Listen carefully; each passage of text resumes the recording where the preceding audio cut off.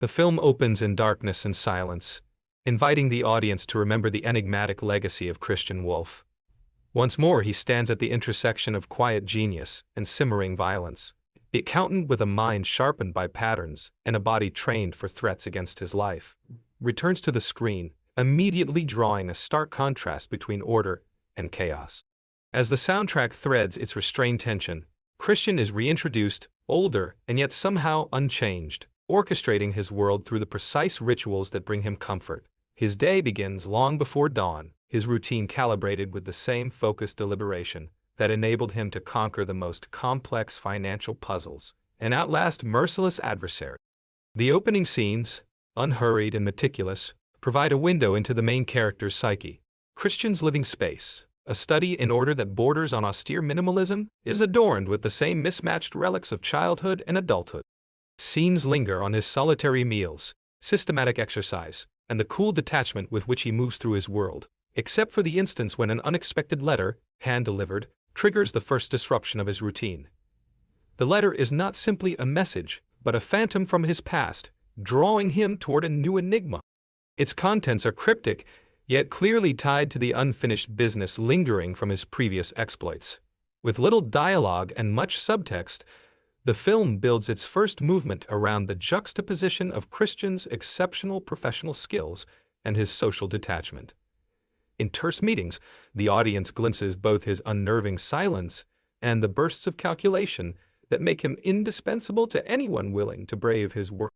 There is a new job, delivered not by the mysterious voices of shadowy clients, but directly from an old acquaintance whose life Christian once saved. This time, the intrigue is not merely about missing millions. Instead, it becomes clear that Christian is being pulled into a web whose strands tied directly to his own past, including the aftershocks of violence he left in his previous calculated rampage. In parallel, the screenplay weaves scenes of new antagonists, corporate titans with concealed criminal empires. These scenes erupt in contrast to Christian's carefully curated environment. The film crosscuts clean office corridors with secretive meetings high above the city, where decisions are made that threaten both balance sheets and lives. The motif of hiding in plain sight is once again front and center. These villains are pragmatic, occasionally charismatic but ice-cold in their calculation, and their threat is never overstated. Their confidence is undermined only by the ripple effect of Christian's reputation, which continues to grow in the criminal underworld. Cynthia Addai-Robinson reprises her role as Agent Medina, now promoted but still troubled by the ambiguities of law enforcement. Her storyline explores the aftermath of making a deal with Christian.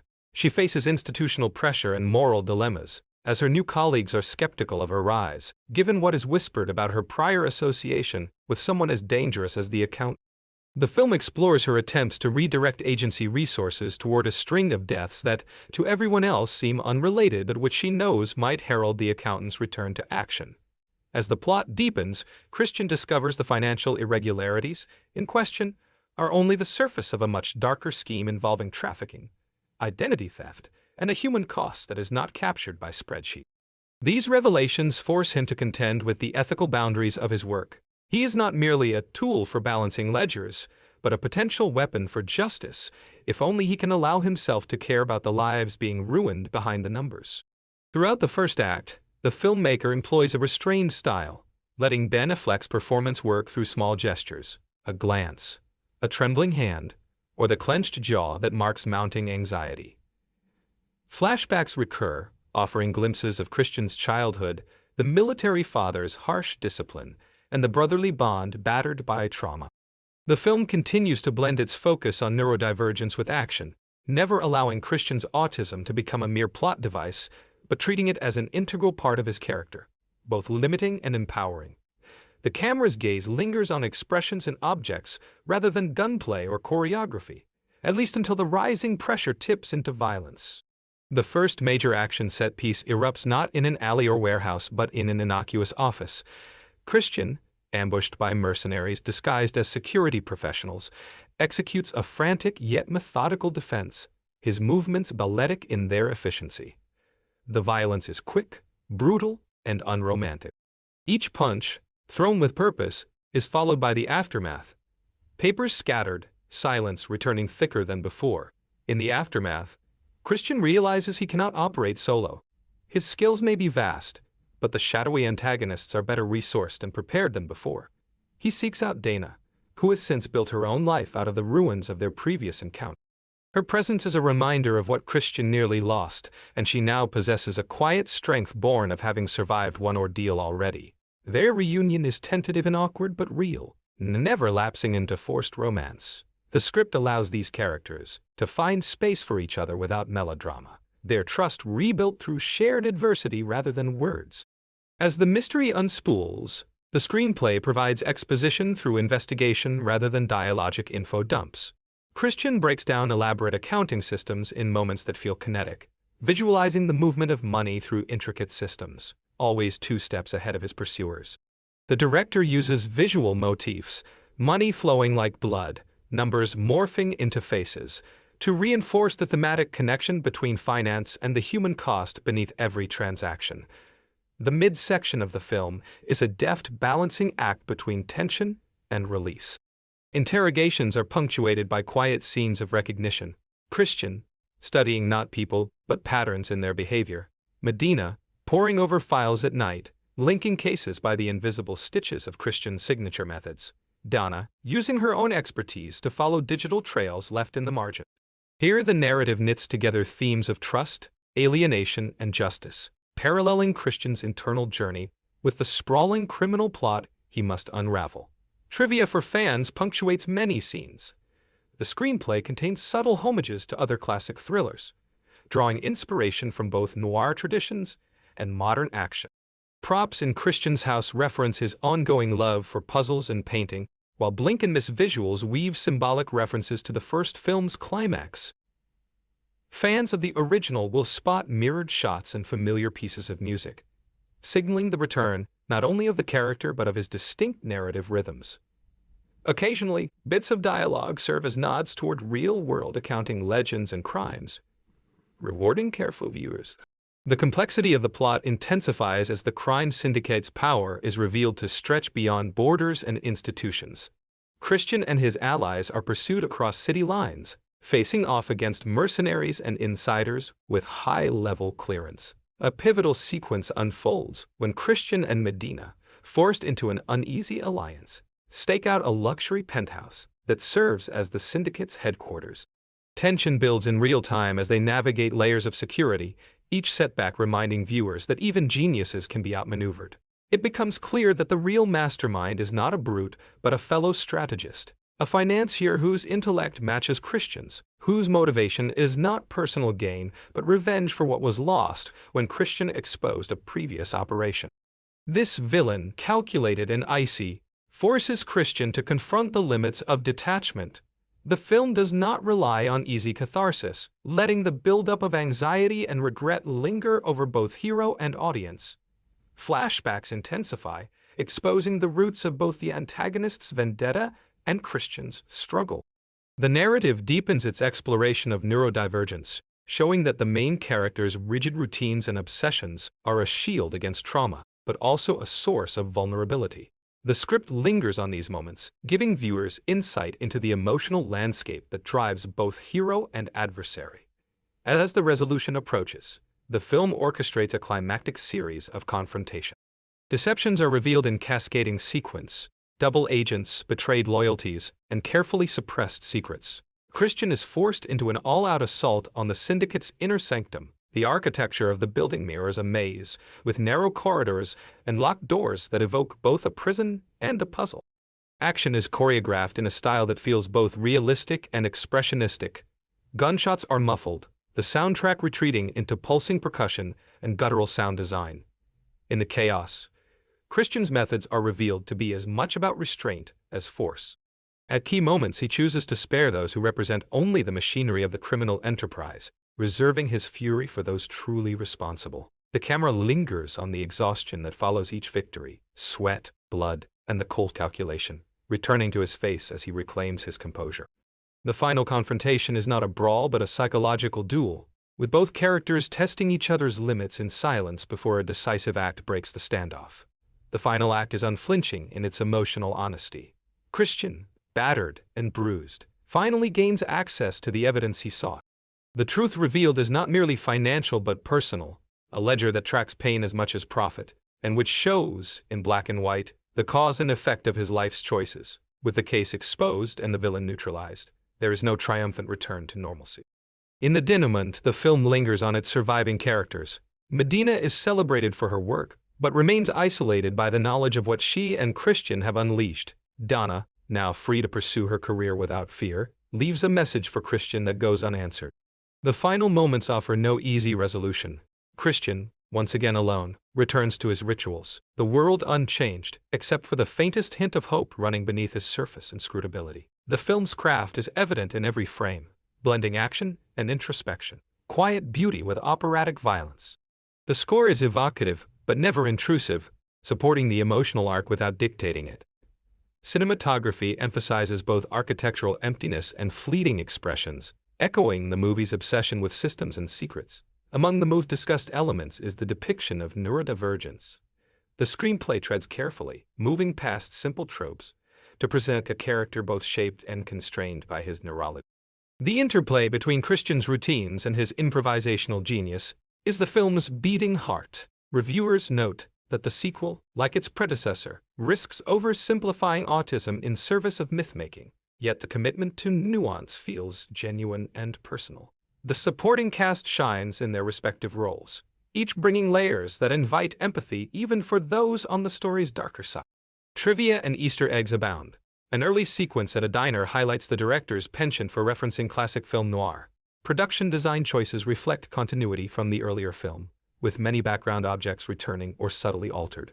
The filmmakers reportedly consulted with forensic accountants and neuropsychologists to give authenticity to both the financial investigation and the unique traits of the protagonist.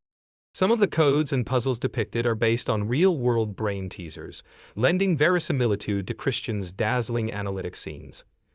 Critical reception is mixed, but generally positive, with praise lavished on Ben Affleck's reserved performance, and the film's willingness to balance high drama with quiet character study. The film is lauded for its taut direction and emotional depth, though some commentators suggest that a tighter focus could have streamlined the complex plot. Action aficionados enjoy the brutal yet grounded combat sequences, which favor realism over spectacle, while others note the lingering emotional cost of violence. The moral ambiguity of the film is a marked feature. Christian's actions are violent but never wanton. Every choice is measured, every sacrifice weighed. The theme of redemption is explored subtly, through glances and silences rather than speeches or epiphanies. The script rejects tidy conclusions, embracing instead the ambiguity that comes from living in a world of blurred lines and shifting allegiances. In summary, The Accountant sequel is a rare blend of taut thriller and introspective character study, rare for its willingness to let its protagonist remain unknowable, even as the plot exposes every secret around him. The movie expands its world without losing the intimacy that defined its forerunner. It delivers action with sophistication, emotion without sentimentality, and leaves audiences pondering the true cost of living by one's own code. The new chapter of Christian Wolff's journey will no doubt stir debate for how it represents both bravery and burden. The enduring image is one of a man at work, as dangerous in his solitude as he is in his alliances, forever walking the narrow line between calculation and compassion. As credits roll, the audience realizes that the most captivating mysteries are found not in numbers or ledgers, but in the encrypted hearts of those who carry them. The Accountant's legacy endures, tightly bound in both silence and subtlety, a puzzle that refuses to be solved completely. Few sequels carry the weight of anticipation quite like the return of Christian Wolff. In The Accountant 2, every inch of cinematic space is charged with the presence of a character whose mysteries linger long after the credits of the first chapter. The shadowy corridors, the silent rituals, the calm before a storm of violence, each returns with new resonance, inviting both the uninitiated and devoted fans into a world where the arithmetic of survival is calculated with more than numbers. The story begins on the periphery of light, with Christian cocooned in ritual, his universe measured not in minutes but in acts of control. The opening sequence, silent save for the pulse of distant traffic and the thrum of his own breath, reminds the audience that for Christian, safety is found in sameness. Every morning is a discipline, a pattern, a protection against disorder. In these opening moments, the filmmakers offer a masterclass in visual economy.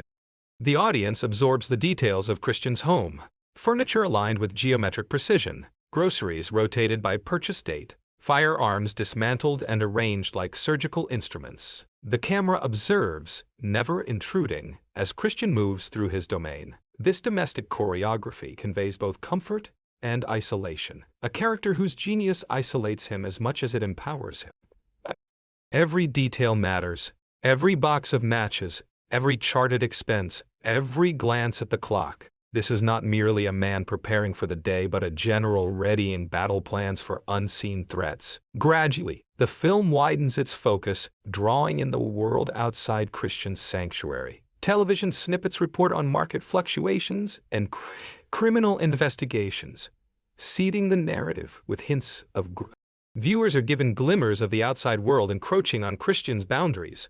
Yet even as information seeps through the insulation of routine, it is disruption from within that first pierces his mental armor.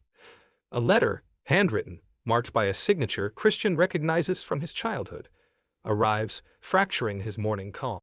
The script trusts the actor's silence, letting the slow unfolding of the letter's contents play out across Christian's impassive face. The return of an old adversary is signaled not by words, but by memory. A name, a code phrase, a game once played in shadows. The transition to the next act is handled with patience. Christian reviews files, his eyes skimming across a new set of financial records. He scrutinizes not the numbers themselves, but the patterns underlying ostensibly legitimate transactions. Embedded in the paperwork, he finds evidence of a global network, one that leverages shell corporations, cryptocurrency, bank fraud, and identity theft, on a scale far greater than those he previously encountered. Each scene ratchets up the tension, revealing Christian driving to anonymous storage units and seedy motels where he meets with his new contact, a survivor from the first film whose role has evolved from client to partner. Their conversations are sparse, loaded with unfinished business and mutual wariness. Meanwhile, the antagonist's world is established with equally meticulous care. Here, luxury is weaponized. A penthouse that doubles as a command center, a private art gallery stocked with works purchased as both investments and messages. The villain, whose ambition is matched only by their paranoia, is introduced in a moment of apparent tranquility. This serenity is shattered by a sudden act of violence. An underling, caught embezzling, is dispatched with quiet efficiency, his death staged as suicide. The script builds a complex portrait. This is not a chaotic brute, but a mastermind whose relationship to order is as obsessive as Christian's, albeit warped by greed rather than necessity. As the investigation deepens, so too does the interplay between Christian, Dani, and Medina. Each character's journey unfolds along interconnected lines, drawing them together even as their suspicions threaten to break them apart. Dani, having established herself as a forensic auditor in the years since their separation, is introduced in a boardroom, dissecting the questionable accounting practices of a tech startup rumored to be a front for laundering cartel profits. Her command of the room is absolute, her questions cutting through corporate evasions. Yet beneath her authority lingers residual trauma, a subtle shake in her hand, the clinical coldness she adopts as armor. Cynthia Addai-Robinson's Medina, now an agency head, faces bureaucratic opposition as she marshals a task force to track a series of seemingly random deaths across financial sectors worldwide. Her intuition, honed through years of navigating both criminals and colleagues, leads her to patterns overlooked by others. The push-pull between personal loyalty and institutional mandates occupies much of her screen time, giving rise to philosophical discussions on justice and the cost of upholding the law. He moves through the digital labyrinths of offshore accounts, tax havens, and cryptocurrency exchanges, his fingers flying across keyboards in a ballet of code. The film's sound design leans into the tactile. The click of keys, the low hum of servers, the sigh of breath as an equation balances or reveals a fatal flaw. Brief flashbacks interrupt these sequences, not only showing Christian's abusive upbringing, but also his tutelage under a series of mentors who recognized his gifts and exploited them for causes both noble and nefarious. Through these vignettes, the film explores questions of nature versus nurture, the moral ambiguity of genius, and the perilous gift of seeing patterns where others see noise. The deeper Christian dives, the broader the conspiracy appears. He discovers that the syndicate's interests include weapons smuggling, blackmail, and political manipulation, each crime coded through layers of misdirection. Scene after scene immerses the viewer in the mechanics of financial crime, never shying away from jargon, but ensuring that even the uninitiated can follow the threads as they emerge. The director uses montages to evoke the dizzying complexity of these systems. Spreadsheets morph into city lights, drug shipments tracked by GPS overlays, faces of victims and perpetrators flickering into and out of focus. The pacing rises and falls organically. Action sequences, when they explode, are brutal and efficient. A mid-film firefight in the ruins of an abandoned warehouse is staged with surgical precision. Christian uses darkness and silence as weapons, eliminating threats before they have time to react. The choreography avoids lurid spectacle, instead emphasizing cause and effect. Each adversary is a puzzle to be solved. Each fatal encounter is depicted as consequence rather than triumph.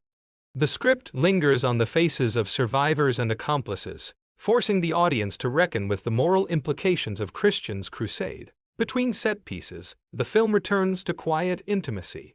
Dana and Christian share a rare meal in a downtown diner, their conversation halting, punctuated by unspoken apology. The film grants time for their pain to surface, mutual regret, yearning for connection, and the knowledge that safety may always be out of reach. Christian's autism is depicted not simply as a quirk or plot device, but as a profound shaping force. The world is depicted as overwhelming. In these scenes, Ben Affleck's performance is all the more affecting for what remains unsaid. Development of side characters adds new layers to the narrative. A whistleblower within the syndicate, initially portrayed as a secondary antagonist, gradually emerges as a tragic figure, an accountant coerced into complicity, their conscience awakened by Christian's investigation. The script explores the psychological toll of being both perpetrator and victim, showing how systems of power perpetuate themselves through fear and moral compromise. This subplot expands the film's horizon, adding nuance to the black and white struggle at its heart. Production trivia lights up every sequence. The director's signature use of long tracking shots reaches an apex in scenes flowing between boardroom and battlefield, highlighting the continuity between sanitized financial crime and its messy, real-world consequences. The score draws on minimalist motifs, echoes of glass harmonica, muted strings, evoking both the lyricism and menace of Christian's world. In a key vignette, Christian infiltrates a gala thrown by the syndicate's elusive leader. This sequence serves as a high point of suspense and character interplay. Undercover, Christian must navigate social cues and coded speech, relying on Dana's earpiece guidance and Medina's team, hidden in the crowd. Here, the editing becomes almost musical, cutting between glances, whispers, and the omnipresent threat of exposure. When the syndicate's henchmen realize a breach, violence erupts. Yet even amid chaos, the focus remains on Christian's internal calculation, as he orchestrates escape routes for his allies and improvises defenses. Post-gala, the hunt shifts locations, moving the action from lavish cityscapes to the stark isolation of coastal safe houses and shadowy airstrips. The antagonists, now aware of Christian's intervention, strike back with chilling effectiveness. An ambush leaves key supporting characters wounded, the aftermath lit by the flicker of distant flames and the shriek of emergency sirens. Here the film explores the cost of battle. Broken alliances, sacrificed pawns, wounds both physical and psychic. The toll is rendered in small gestures, a shaking hand, a 1,000-yard stare, the reluctant acceptance of vulnerability. Amid this violence, the script finds time for moments of wonder. Christian, hiding from pursuers in a remote cabin, bonds with a child who recognizes his gifts, not as strangeness, but as superpower. These scenes are quietly transformed. The interaction allows Christian to glimpse a different version of himself, one not haunted by the need for perfection or beset by the specter of loss. Critics and fans alike note these passages for their emotional authenticity, grounding the action in lived experience. the build-up to the third act is relentless. As Christian compiles proof of the syndicate's global reach, Medina faces betrayal by a trusted colleague, an arc that deftly handles the perils of institutional politics. The scenes of office intrigue are as tense as any gunfight, dialogue sharpened to a knife's edge. Faith in process is tested, as Medina must decide whether to trust Christian's instincts over the protocols she is sworn to uphold. The question of whether justice requires breaking the rules pervades these exchanges, echoing the moral ambiguity that defines the series. The film's climax is a study in narrative complexity and emotional resonance. The final confrontation takes place in a fortress-like server farm where the villain has retreated, believing technology is the ultimate defense. Here, the filmmakers pull out all stops. The location becomes a crucible where digital and physical worlds collide. Christian and his allies must breach layers of security, physically and logically, their mission as much a battle of intellect as of force. The action is relentless, alarms blaring, shadows cast by gunfire, emergency lights strobing as systems fail. Christian's approach to violence is tactical, almost algorithmic, each move calculated 3 steps ahead. At the height of chaos, he faces the mastermind behind the syndicate in a room lined with screens, a confrontation that is as psychological as it is physical. Both men are revealed as mirror images, each bearing private losses, each having built walls to protect themselves from life's uncertainties. Dialogue here is spare, each word freighted with years of trauma and longing for control. The final act of violence is not cathartic but necessary, a moment that ends the threat but does not erase its consequences. As the dust settles, the aftermath is given weight. The audience follows the cleanup, Medina filing reports, Donna testifying at closed-door hearings, Christian vanishing into the labyrinth of his own making. The denouement is long and quiet, refusing the easy closure of most genre fare. Instead, the script privileges ambiguity, letting viewers decide whether justice has truly been served or whether the cycle of violence and retribution will simply begin anew. Meditative final shots linger on the ruined faces of survivors, the silence that follows devastation, the tentative efforts to reclaim ordinary life. Behind the scenes, the production's commitment to authenticity is clear. Accounts from set reveal extensive consultation with financial crime experts and advocates for neurodivergent representation. The action sequences were choreographed with military precision, drawing on real-world techniques rather than cinematic exaggeration. Special effects teams prioritize practical stunts over computer graphics, grounding each firefight and escape in tangible space. Critical analysis of the sequel highlights its thematic ambition. More than just a procedural thriller, the movie invests deeply in questions of identity, purpose, and survival in a world defined by impersonal systems. The script resists sentimentality, painting its characters as survivors rather than heroes, marked as much by scar tissue as by victory. The camera's unflinching gaze reveals family tragedies, missed opportunities, and the slow, halting struggle towards self-acceptance. The film's impact on contemporary culture is profound. Fans have seized on its depiction of neurodivergence as a corrective to decades of caricature and oversimplification. Online forums debate the meaning of Christian's rituals, the ethics of his violence, and the possibility of redemption for a man shaped by trauma. Memorable lines from the film have entered the lexicon, while images of Christian's silent preparation, a gloved hand smoothing a suit, an impassive face reflecting on loss, have become internet shorthand for stoic endurance in the face of overwhelming odds. Soundtracking the story, the composer weaves motifs from the first film with new themes rooted in uncertainty and hope. Music swells in moments of revelation, recedes into discordant quietude during brooding anticipation. Each track is meticulously tied to character, scene, and mood, subtly reinforcing the film's emotional architecture. Cinematography, too, earns praise. Each frame is composed with painterly care, color and shadow, used to reveal both the beauty and brutality of the world Christian inhabits. Scenes are shot in high-contrast digital, giving the action a raw immediacy that never sacrifices visual elegance. Even moments of violence are rendered with restraint, the camera refusing to revel in carnage, but always illuminating its aftermath. In breaking down the film's dense mythology, devoted viewers have uncovered hidden codes and puzzles embedded throughout the narrative, references to real-world financial scandals, nods to classical literature, even recreations of mathematical proofs and background set dressing. The director and writers have encouraged this interactive engagement, using social media to drop hints and celebrate fan discoveries. This interactivity has helped the film build a dedicated community who return to it again and again, searching for new patterns.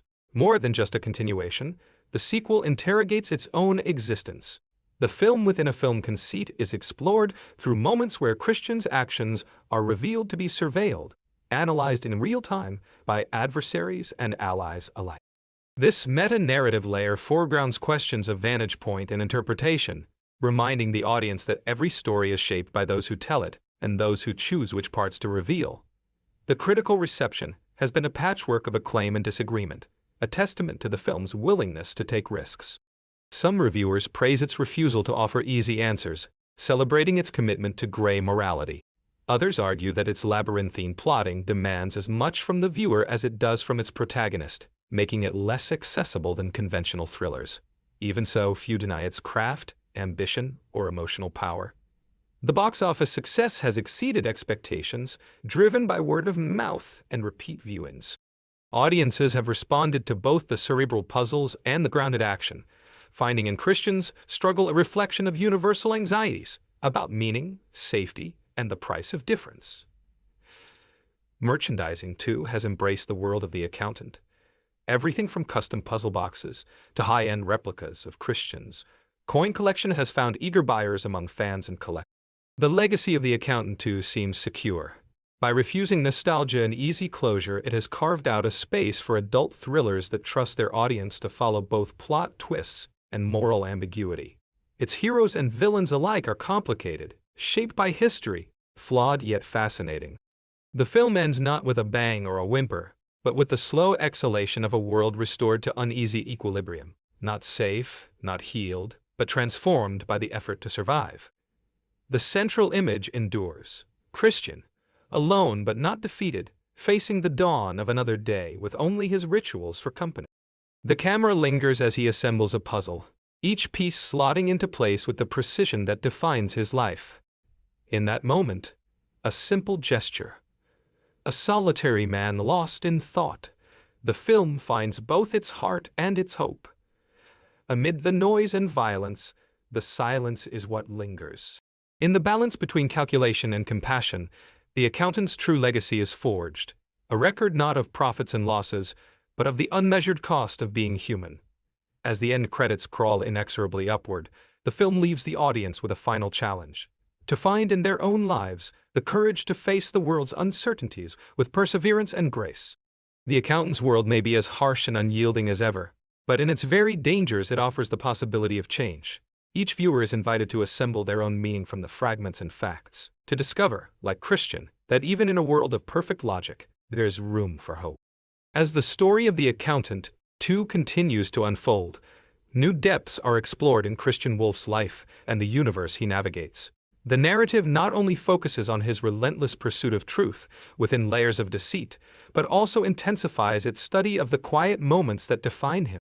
Each subsequent scene adds dimension, painting a fuller picture of the scars and strengths that coexist within this enigmatic protagonist. The script does not shy away from exploring Christian's relationship with his brother, Braxton. Their dynamic, at once tender and tumultuous, threads through both flashbacks and present-day confrontation. Memories surface of their shared childhood, painted with the tension of strict upbringing and the desperation to protect one another from both external threats and personal demons. Their interactions as adults are weighted by years of separation, suspicions forged in violence, and an unspoken yearning for reconciliation. There are scenes fraught with unspoken pain, long silences, glances loaded with meaning, hands struggling to bridge the gaps left by time and trauma. In scenes away from Christian, Braxton emerges as more than a foil. The camera follows him into his own world, where he tries to carve a new path while haunted by their past. He operates in a shadowy space, sometimes as a fixer, sometimes as a reluctant ally. The complexity of his worldview emerges in moments of solitude, where the silence carries echoes of old loyalties and regrets. The director lingers on details: the way Braxton checks windows before sleeping, the rituals he has inherited or invented to find control in a chaotic world, the way he pauses before entering rooms, as if measuring possible threats and outcomes. These details bring an undercurrent of tension and resolve, revealing a man forever on the edge of returning to the life he left behind. The story also delves into the supporting cast's backstories, offering rich context to their choices. Dana, having survived not only her encounter with Christian, but also the aftermath of corporate corruption, is portrayed balancing her private anxieties with professional ambitions. The narrative follows her at home, the camera observing how she organizes her work, speaks with family, and processes her fears in private notebooks. All the while, news reports and text messages serve as environmental storytelling, showing the ripple effects of the events she helped to set in motion. Scene transitions frequently use the architecture of the environments, switching from the echoing stillness of Christian's home to the bustling, sometimes threatening space of city streets at night. The urban landscape is captured as a living organism, full of secrets and dangers, with each alley and office tower containing its own array of threats, possibilities, and clues. The city becomes a character in itself, its shifting moods and lighting reflecting the internal states of those who move through it. One striking sequence follows Christian on a cross-country pursuit. Rather than rely solely on action, the film takes time to chart the psychological journey involved in constant movement. Christian's routines are tested by long drives.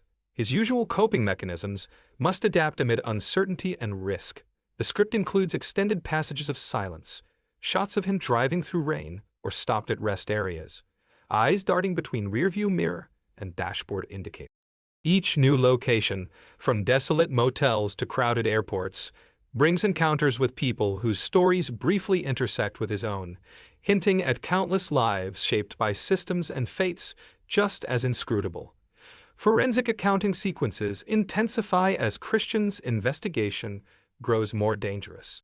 He charts layers of illicit transactions through sprawling visual maps, pinboards crowded with photos, red ink strings tracing pathways between companies, offshore havens, and shell entities. The camera focuses on hands, pinning notes, highlighting the physicality of mental labor, and the satisfaction Christian finds in the methodical process of deconstructing complexity. Interludes cut between Christian's silent focus and the mounting anxiety of those being hunted. The tension is palpable, with each discovery threatening to bring retribution. Overhead shots give the viewer a sense of magnitude, underscoring the vastness of the schemes at hand. Parallel narratives unfold, giving screen time to those working inside the criminal network. Corporate officers, informants, and hired muscle each get moments of agency. The script humanizes them, showing fears, motivations, and the compromises they make under duress. Many are depicted as morally conflicted, their choices shaped by desperation, loyalty, or ambition. These perspectives enlarge the scope of the movie, emphasizing the ecosystem of complicity that makes massive crime possible.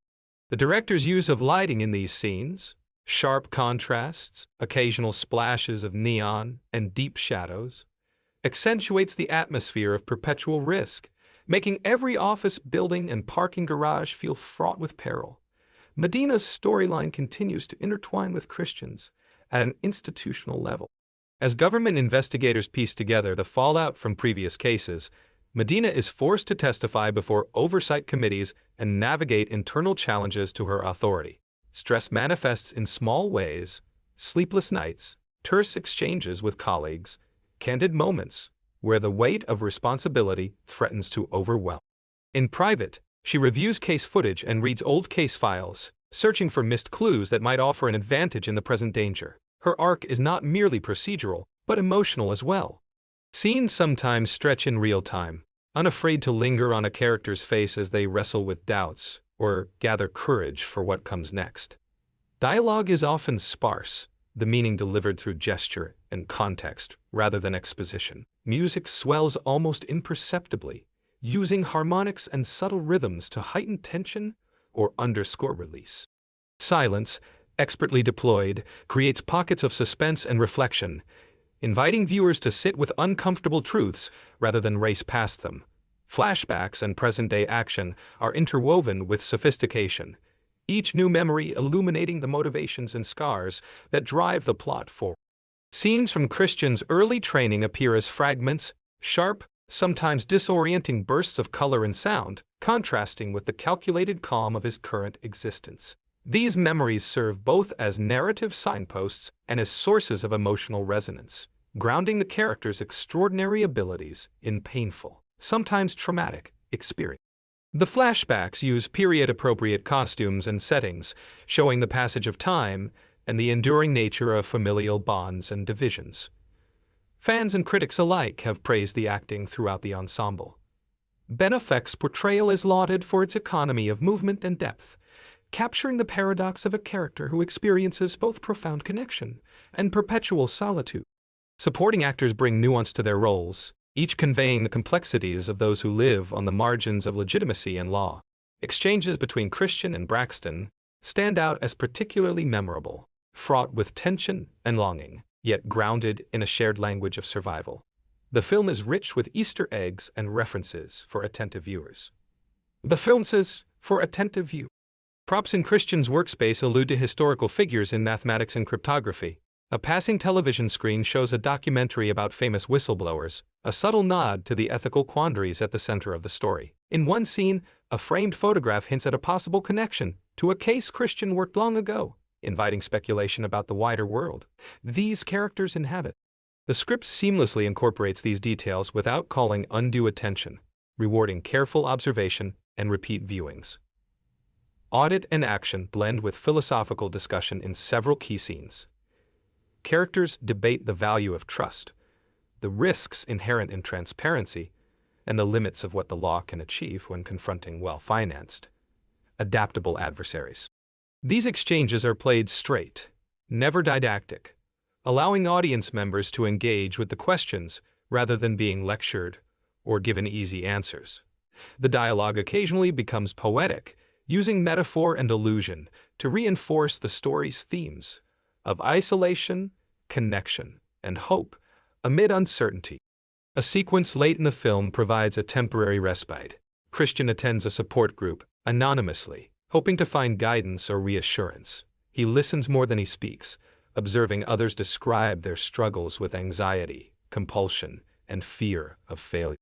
The group's leader, herself a survivor of personal loss, recognizes something in Christian's demeanor and engages him in a wordless exchange across the crowded room. A moment of fellowship that reverberates long after he leaves. This passage underscores the humanity of even the most reticent characters, reinforcing the notion that healing is a communal, if difficult, pursuit. Technological elements of the plot are handled with care and attention to plausibility. The script consults financial crimes experts for its portrayals of forensic investigation, data encryption, and network breaches. Dramatic license is taken only sparingly. Christian's work is depicted as laborious, detail-oriented, and exhausting. The tension in these scenes derives less from sudden plot twists than from the relentless accumulation of facts, the sense that every discovery brings fresh danger as well as opportunity. There are moments when the sheer scale of the conspiracy seems overwhelming, yet Christian's ability to break problems into series of logical steps provides both hope and tension. The film also expands its scope to include fleeting glimpses of victims and collateral damage, families uprooted by economic crime, workers left jobless by predatory financial schemes, and neighborhoods suffering from neglected infrastructure.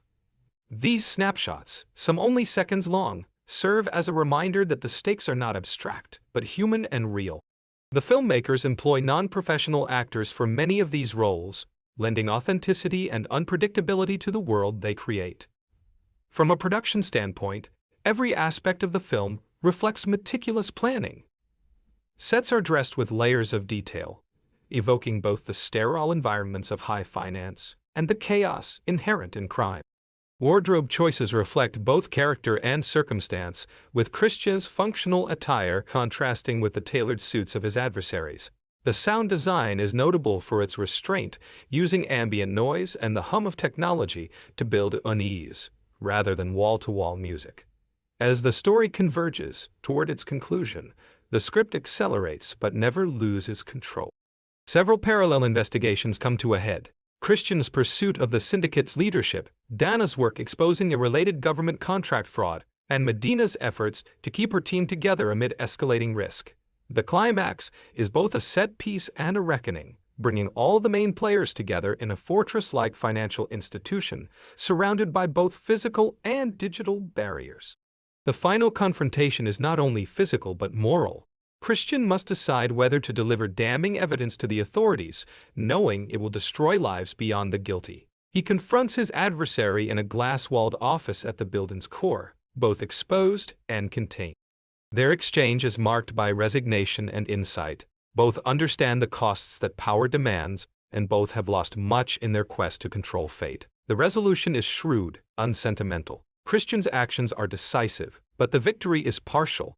Darkness and light commingle as the camera lingers over the aftermath, inviting audiences to reflect on the incompleteness of justice. In the extended denouement, the camera travels across the altered landscape left by Christian's intervention. Some characters have found peace, others must rebuild. Dani, now an acknowledged expert, debates whether to enter public service or return to the private sector, weighing personal satisfaction against civic duty. Medina testifies before a new oversight committee, her integrity both called into question and reinforced by those who witnessed her efforts. Braxton, having reconciled with Christian, departs to pursue an independent path, his trajectory left intentionally ambiguous. Christian resumes his anonymous existence, his routines reshaped, but still meaningful. The last scenes are suffused with possibility, the suggestion that change is slow but real, that the bonds of family and friendship endure even after the fiercest conflicts. The closing moments recall the story's origins, bringing viewers full circle as Christian completes a new puzzle, this one a gift from Dani, bearing a cryptic inscription about faith, trust, and redemption. Bearing a cryptic inscription about faith. The message is clear. While perfect answers may be elusive, meaning is found in the striving. The story of the accountant, too, stands as a complex, ambitious work, unafraid to wrestle with questions of identity, community, and power. Viewers leave with more questions than answers, yet satisfaction is found not in resolution, but in reflection. The film's impact will endure, a testament to the power of storytelling that respects its audience and the characters it brings to life. The Accountant, too, establishes its visual language through meticulous attention to environmental storytelling. Every location serves as both backdrop and narrative device, from the sterile corporate towers where financial crimes are orchestrated to the cramped safe houses where Christian conducts his most sensitive work. The production design team crafted spaces that reflect the psychological states of their inhabitants. Christian's apartment remains spartanly organized, yet subtle changes hint at evolution in his character. A new photograph appears on his desk, barely visible but meaningful to those who notice. His refrigerator contains different brands than before, suggesting either changed preferences or adaptations to supply chain disruptions caused by his nomadic lifestyle. The antagonist's lair receives equal attention to detail. Located in a converted warehouse district, the headquarters masquerades as a legitimate shipping operation while concealing sophisticated surveillance equipment and armored conference rooms. The juxtaposition between the industrial exterior and the high-tech interior reinforces themes about deception and hidden power. Loading docks buzz with activity that appears routine but serves to launder both money. Trucks arrive and depart on schedules that correspond not to commerce but to the rhythms of international crime. Character development extends beyond the principal players to encompass a rich supporting cast whose individual arcs intersect meaningfully with the central narrative. A forensic accountant working for a competing firm becomes an unwitting ally when her investigation into pension fund irregularities reveals connections to the main conspiracy. Her scenes, played with understated determination, show the grinding work of financial detection. Late nights spent cross-referencing databases, phone calls to reluctant whistleblowers, the slow accumulation of evidence that will eventually tip the scales. A subplot follows a young Treasury agent whose idealism clashes with institutional politics as she attempts to track cryptocurrency transactions linked to the syndicate. Her superiors, concerned about jurisdictional boundaries and diplomatic complications, pressure her to limit her inquiry. The tension between individual conscience and organizational loyalty provides a counterpoint to Christian's solitary approach to justice. Her eventual decision to share information with Medina's team represents both personal courage and professional risk.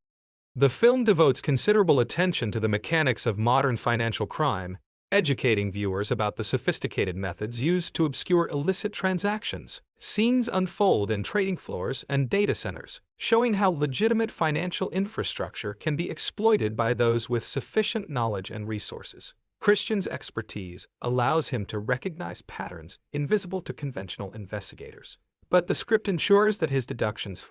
Technical sequences involving blockchain analysis and algorithmic trading are rendered accessible through careful visual design.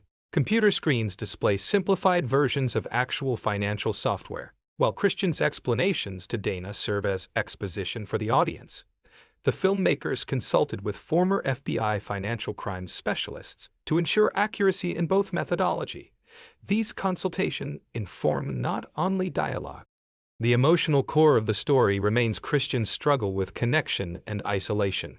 His relationship with Dana deepens through shared danger and mutual respect, yet both characters remain guarded about their feelings. Their interactions are marked by careful restraint, gestures that stop short of intimacy, conversations that approach but never quite reach complete honesty. The script allows their bond to develop organically, avoiding the forced romance that might undermine the story's psychological realism. Braxton's parallel journey takes him through his own reckoning with violence and family obligation. Scenes show him attempting to build relationships outside the shadow of his criminal past, only to be drawn back when Christian's investigation threatens their mutual safety. His arc explores the difficulty of escaping cycles of violence and the ways that family bonds can both redeem and endanger. The brothers' eventual reunion is handled with appropriate complexity. Relief mixed with wariness, love complicated by years of separation and mistrust. The film's approach to action sequences emphasizes consequence over spectacle. Each violent encounter leaves lasting effects on participants. Christian's combat skills are portrayed as both asset and burden, necessary for survival but incompatible with the peaceful existence he desires. The choreography favors efficiency over flash, with fights ending quickly and messily rather than building to elaborate climaxes. Sound design plays a crucial role in establishing atmosphere and building tension. The score incorporates motifs from the first film while introducing numbers that reflect character growth. Ambient sounds are carefully layered to create environments that feel lived in and authentic. The clickety-clack of keyboards during investigation sequences, the low hum of fluorescent lights in office buildings, the distant rumble of traffic during surveillance operations, all contribute to the film's immersive quality. Cinematography emphasizes practical lighting and natural color palettes, avoiding the oversaturated look common in contemporary action films. The camera work is largely handheld during intimate scenes, lending immediacy to conversations and emotional moments. Static shots are reserved for moments of contemplation, or when emphasizing the geometric precision of Christian's thought processes. The visual style supports the narrative's themes about finding order within chaos. Costume design reflects character development through subtle changes in wardrobe choices. Christian's clothing becomes slightly less rigid as the story progresses, suggesting growing comfort with spontaneity. Dana's professional attire gains small personal touches that hint at her evolving confidence. Even minor characters are dressed with attention to their backgrounds and motivations, from the studied casual wear of tech entrepreneurs to the deliberately anonymous clothing worn by surveillance operatives. The casting process prioritized actors who could convey complex emotions through minimal dialogue. Many scenes rely on facial expressions and body language to communicate character motivations, requiring performers comfortable with subtlety and restraint. The chemistry between Ben Affleck and Anna Kendrick develops naturally across their shared scenes, built on mutual respect for their characters' intelligence and resilience. International locations serve both narrative function and thematic. The story's scope extends beyond domestic financial crimes to encompass global money laundering networks, requiring scenes set in various countries. Each location is chosen for its specific relevance to financial crime: Swiss banking centers, Caribbean tax havens, Eastern European cryptocurrency mining operations. The production team conducted extensive location scouting to find settings that would feel authentic while serving the story's narrative. Cultural authenticity receives careful attention in scenes set outside the United States. Local casting directors identified actors who could bring genuine regional specificity to their roles, while consultants ensured that dialogue and customs were portrayed accurately. These details enhance the film's credibility and demonstrate respect for the global scope of the issues. The editing process involved extensive collaboration between director and editor to achieve the film's distinctive pacing. Scenes are allowed to breathe when character development demands it, while action sequences are cut with surgical precision to maximize impact.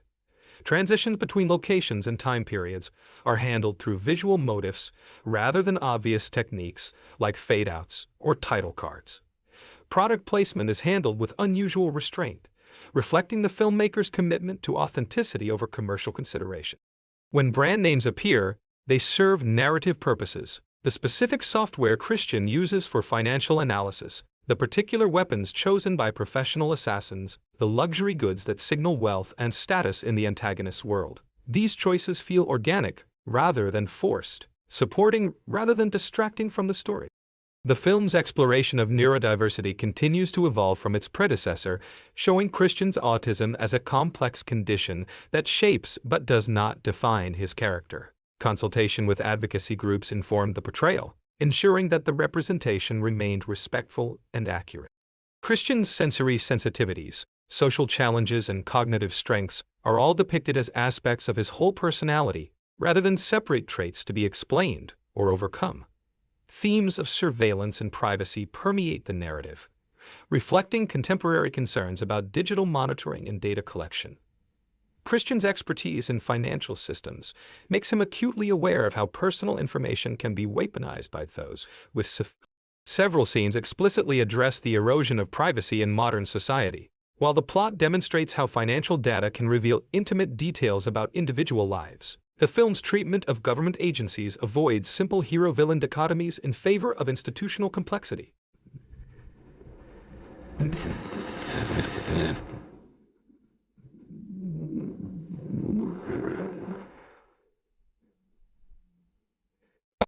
Her character represents the challenges faced by public servants who must work within flawed systems while maintaining personal integrity. Corporate antagonists are portrayed with similar nuance, showing how legitimate business interests can become corrupted through incremental compromises and moral flexibility. The primary villain's backstory reveals a trajectory from principled entrepreneur to ruthless criminal, illustrating how power and paranoia can corrupt even initial noble intention. This character development serves the film's broader themes about the seductive nature of control and the price of absolute security. Supporting characters each carry their own moral burdens and difficult choices. A compliance officer discovers her company's involvement in money laundering, but must weigh whistleblowing against personal and professional consequences. Her eventual decision to cooperate with investigators comes at significant cost, demonstrating the courage or challenge. A security contractor realizes his services are being used to intimidate witnesses, but continues working to support his family, illustrating the complex motivations that sustain criminal enterprises. The film's depiction of technology avoids both technophobia and uncritical celebration, instead showing digital tools as morally neutral instruments that amplify human intentions. Christian's ability to manipulate financial. The script acknowledges both the democratizing potential of technology and its capacity to concentrate power in the hands of those who understand it best. Environmental details reinforce character motivations and thematic concerns throughout the film. Christian's living space reflects his need for control and predictability, but small changes suggest growing openness to spontaneity and connection. The antagonist's headquarters combines luxury with fortress-like security, reflecting both success and paranoia. Government offices appear simultaneously powerful and constrained, filled with both cutting-edge technology and bureaucratic inefficiency. The film's approach to violence emphasizes psychological over physical trauma, showing how confrontations affect all participants regardless of who emerges victorious. Christian's effectiveness in combat comes at the cost of emotional numbness, while his opponents often display their own forms of damage and desperation. The script avoids glorifying violence while acknowledging its sometimes necessary role in confronting systematic injustice. Dialogue serves multiple functions beyond simple plot advancement, revealing character backgrounds, establishing relationships, and exploring thematic concern. Conversations between Christian and Dani illuminate their shared experience of trauma and recovery, while exchanges between government agents explore institutional politics and personal ambition. Even brief interactions with minor characters contribute to the film's rich tapestry of perspectives and motivations. The film's resolution acknowledges the limitations of individual action while affirming the importance of personal responsibility. Christian's investigation exposes significant criminal activity, but the systemic issues that enabled such crimes remain largely unaddressed. This realistic conclusion reflects the filmmaker's understanding that complex problems require sustained effort rather than simple solutions.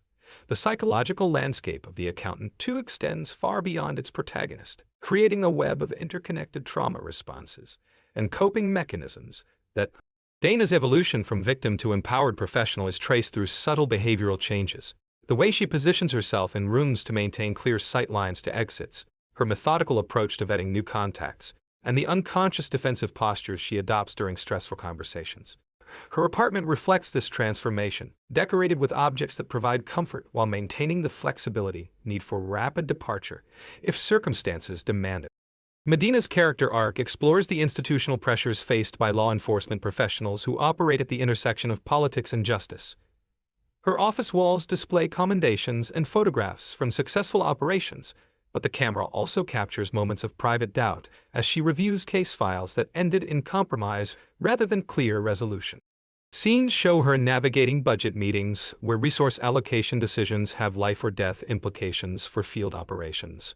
The antagonist's psychological profile emerges through interactions with subordinates and equals, revealing a complex individual shaped by early experiences of powerlessness and betrayal. Flashbacks show formative moments that twisted legitimate business acumen into criminal enterprise, while present-day scenes demonstrate the character's domestic life, glimpsed briefly but meaningfully, shows the human cost of living in constant fear of exposure and retribution. Technical aspects of financial crime investigation receive extensive development throughout the narrative. Christian's methods combine traditional accounting principles with cutting-edge data analysis techniques, creating visualizations that make abstract financial relationships concrete and comprehensible. His workspaces evolve throughout the film, adapting to changing security requirements while maintaining the organizational systems that enable his unique cognitive abilities. The script dedicates significant time to showing rather than simply telling how complex financial schemes operate, using Christian's investigation as a vehicle for audience education. International aspects of the conspiracy expand the film's geographical and cultural scope while maintaining focus on universal themes of power, corruption, and resistance. Scenes set in offshore financial centers reveal the infrastructure that enables global money laundering, while interactions with foreign law enforcement agencies explore the diplomatic complexities that often hamper cross-border investigation. The production team conducted extensive research to ensure accurate portrayal of international financial regulations and the practical challenges faced by investigators working across multiple jurisdictions. The film's treatment of family dynamics extends beyond the central Wolff brothers to encompass the chosen families that characters create to replace or supplement biological relationships. Dana's connections with former colleagues who supported her during recovery provide a model for healthy interdependence, while Medina's professional relationships with trusted team members demonstrate how institutional loyalty can coexist with personal affection. Christian's expertise in avoiding detection stems from hard-won experience with hostile observation, while his opponents employ increasingly sophisticated monitoring systems to track his movements. The film depicts various forms of surveillance with technical accuracy, from traditional physical following to electronic monitoring of financial transactions and communications. These sequences serve both as thriller elements and as commentary. The economic dimensions of crime extend beyond simple monetary theft to encompass more complex forms of exploitation and manipulation. The conspiracy involves pension fund writing, insurance fraud, market manipulation, and various forms of identity theft that collectively represent billions in stolen assets. Christian's investigation reveals how these different criminal enterprises interconnect and reinforce each other. Character relationships deepen through shared adversity rather than conventional, romantic, or friendly bonding. Trust develops gradually through demonstrated reliability under pressure, while betrayals carry weight because they violate hard-won confidence rather than casual affection. The script avoids melodramatic declarations of loyalty or love, instead showing commitment through actions and sacrifice. These relationships feel authentic because they acknowledge the difficulty of forming connections while maintaining the vigilance necessary for survival. Professional expertise becomes a form of character expression throughout the film. Christian's accounting skills reflect his need for order and understanding, while Dana's forensic abilities demonstrate her commitment to uncovering hidden truths. Medina's law enforcement experience shows in her tactical. Even antagonist characters display competence in their chosen fields, making them formidable opponents whose defeat requires intelligence and determination rather than simple moral superiority. The film's exploration of justice encompasses both legal and personal dimensions, acknowledging the limitations of institutional systems while affirming individual responsibility for moral choice. Characters must decide whether to. The script avoids simplistic solutions while maintaining hope that persistent effort can achieve meaningful change, even if complete victory remains elusive. Production challenges included coordinating complex international shooting schedules, while maintaining narrative, continuity, and character consistency. The filmmakers worked with local crews in multiple countries, requiring careful communication to ensure that visual style. These logistical demands were complicated by security concerns in some locations, where the subject matter of financial crime investigation created sensitivities about local cooperation. The film's score incorporates musical elements from various cultures represented in the international scope of the story, while maintaining the minimalist aesthetic established in the original film. Composers worked with traditional instruments and contemporary electronic elements to create soundscapes that support rather than dominate the narrative. The resulting music enhances emotional moments without becoming manipulative, while providing rhythmic structure for action sequences without overwhelming the carefully crafted sound design. Costume design reflects the international scope of the story while maintaining visual coherence across different cultural contexts. Characters' clothing choices communicate professional status, personal preferences, and situational awareness without becoming distractingly obvious. The attention to detail extends to accessories and props, with each character's possessions chosen to reflect their background, priorities, and current circumstances. These visual elements support character development while maintaining the aesthetic restraint that characterizes the series. The editing process balanced pacing requirements with character development needs, creating a rhythm that accommodates both contemplative moments and intense action sequences. Transitions between different storylines and locations were crafted to maintain narrative momentum while allowing time for emotional processing. The final cut represents a collaborative effort to serve the story's thematic ambitions while meeting genre expectations. Marketing and promotional strategies emphasized the film's commitment to authentic portrayal of financial crime and neurodiversity, building on the goodwill established by the original film, while attracting new audiences interested in these themes. The campaign included partnerships with advocacy organizations and educational institutions, creating opportunities for substantive discussion about the issues raised by the narrative. This approach reflected the filmmaker's conviction that entertainment can serve educational and social purposes without sacrificing artistic integrity. Critical reception has been generally positive, with particular praise for the film's intelligence and emotional honesty. Reviewers have noted the successful expansion of the series' scope while maintaining focus on character development and thematic coherence. Some criticism has focused on the complexity of the plot, with concerns that general audiences might find the financial crime elements difficult to follow. However, most critics have praised the film's respect for audience intelligence and its refusal to oversimplify complex issues. The film's impact on popular culture extends beyond immediate box office success to encompass broader conversations about financial crime, neurodiversity representation, and the role of individual action in confronting systematic problems.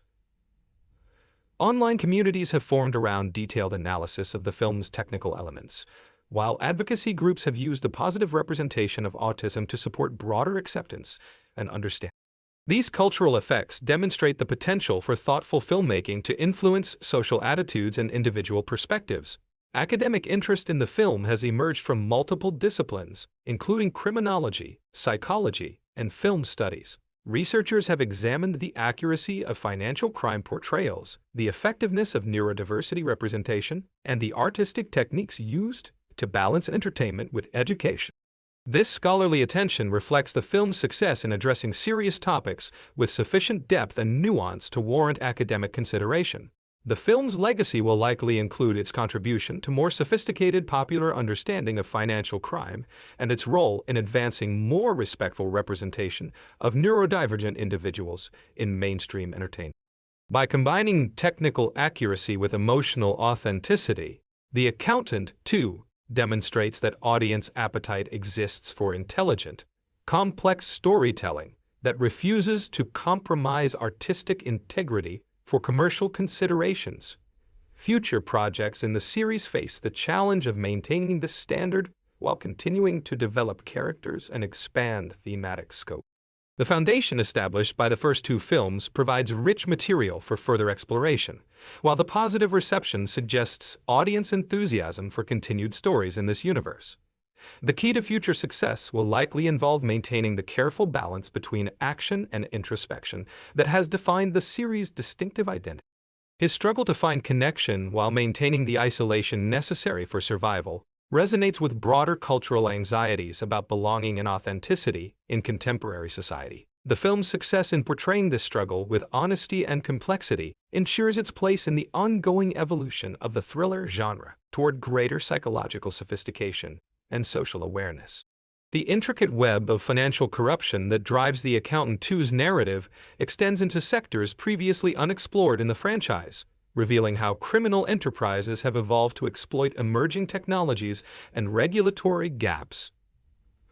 Christian's investigation uncovers a sophisticated operation involving renewable energy investment fraud, where legitimate environmental initiatives serve as fronts for massive capital diversion. Solar panel installations exist only on paper, while wind farms generate nothing but fraudulent tax credits. The scope of deception encompasses entire communities, promise green jobs that never materialize, leaving behind environmental damage disguised as failed legitimate enterprises. Cryptocurrency manipulation forms another layer of the conspiracy, with the antagonists exploiting the pseudonymous nature of blockchain transactions to move stolen funds across international borders. Christian's expertise in this domain stems from years of studying digital currency patterns, recognizing that the same mathematical principles governing traditional accounting apply to distributed ledger systems. His analysis reveals how legitimate cryptocurrency exchanges can be manipulated through coordinated trading algorithms, creating artificial price movements that benefit those with advanced knowledge while devastating ordinary investors. The human trafficking component of the criminal network receives careful treatment, avoiding exploitation while acknowledging the devastating reality of modern slavery. Christian discovers that labor trafficking victims are being used not only in traditional industries like agriculture and manufacturing, but also in sophisticated white-collar operations, where their vulnerability makes them ideal for identity theft schemes. Victims are forced to open bank accounts, apply for credit cards, and establish business entities that exist solely to facilitate money laundering operations. The psychological manipulation required to maintain control over these victims represents a form of violence that Christian finds particularly disturbing. Medical insurance fraud emerges as yet another tentacle of the conspiracy, involving fake treatment centers that bill for non-existent procedures while providing substandard or harmful care to vulnerable populations. Christian's investigation reveals how prescription opioid addiction is being deliberately fostered to create dependent patient populations whose insurance benefits can be systematically harvested.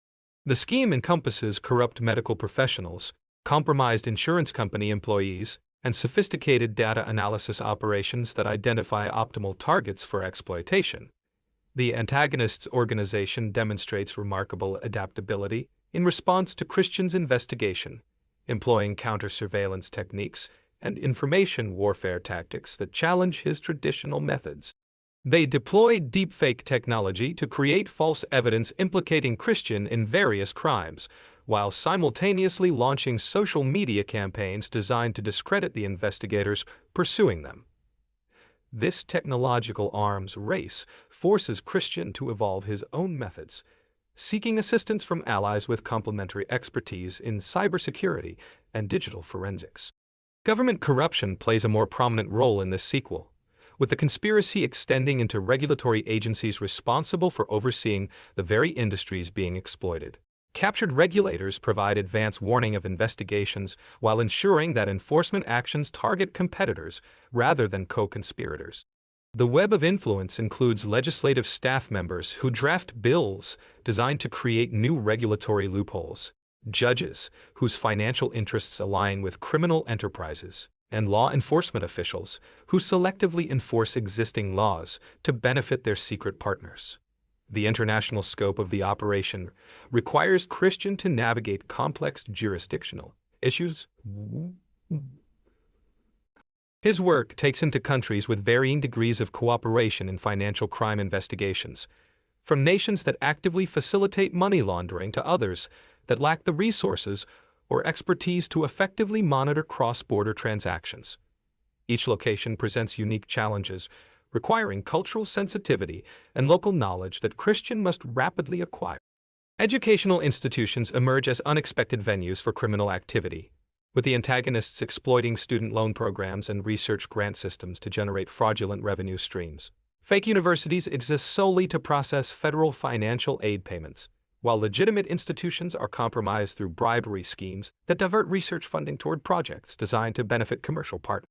The exploitation of educational aspirations represents a particularly cynical form of fraud that resonates strongly with Christian's own difficult educational experiences. The film's exploration of corporate whistleblowing examines the psychological and practical challenges faced by individuals who discover criminal activity within their organizations.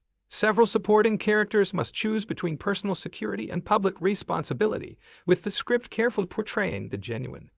The legal protections theoretically available to whistleblowers prove inadequate when confronting sophisticated criminal enterprises with resources to destroy careers and reputations through seemingly legitimate means. Environmental crimes receive significant attention as the investigation reveals how legitimate environmental remediation contracts are being exploited to dispose of hazardous waste illegally. Superfund cleanup sites become dumping grounds for new contamination, while environmental impact studies are falsified to permit development in sensitive areas.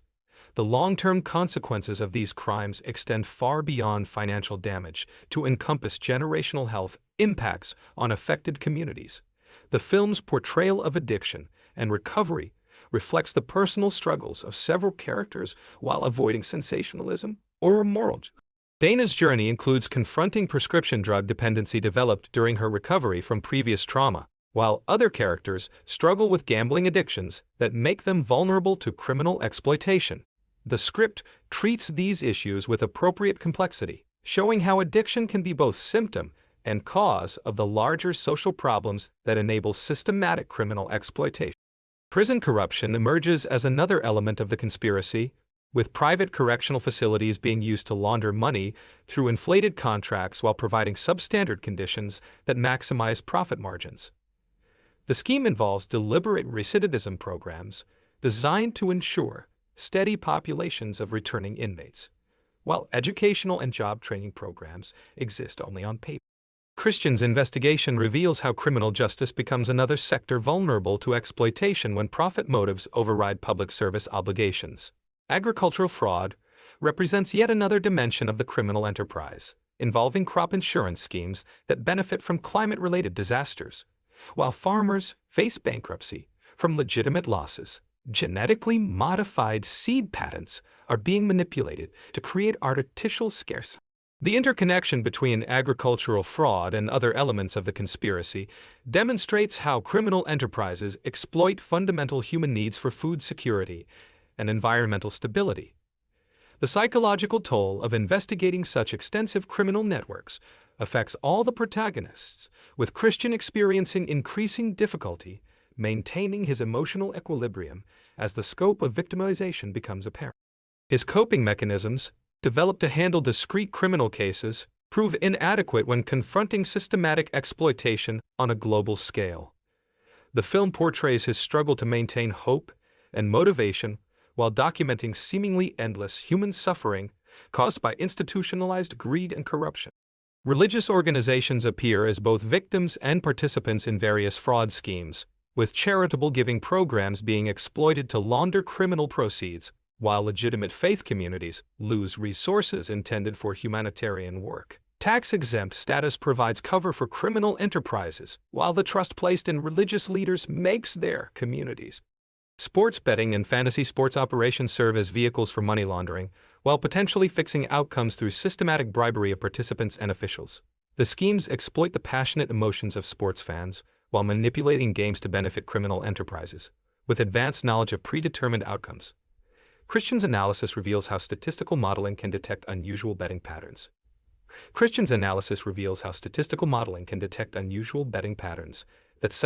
The film's treatment of mental health issues extends beyond Christian's autism to encompass the broader psychological impact of living in a society where systematic criminal exploitation has become normalized.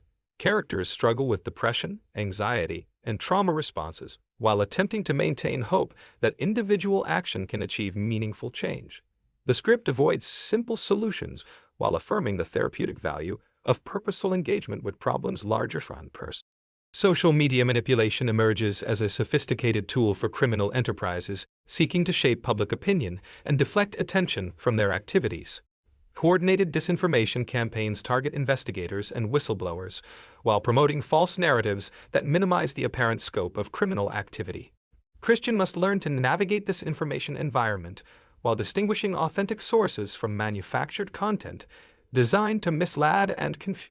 The film's exploration of economic inequality examines how wealth concentration creates conditions that enable systematic criminal exploitation while making resistance more difficult for those with limited resources. Characters from different economic backgrounds face varying degrees of vulnerability to criminal victimization, while access to legal remedies correlates closely with financial resources. The script avoids simplistic.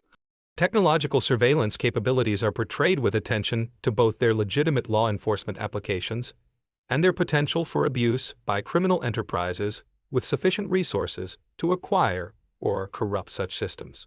Christian must operate under the assumption that traditional communication methods are compromised while developing new techniques for secure information sharing with allies.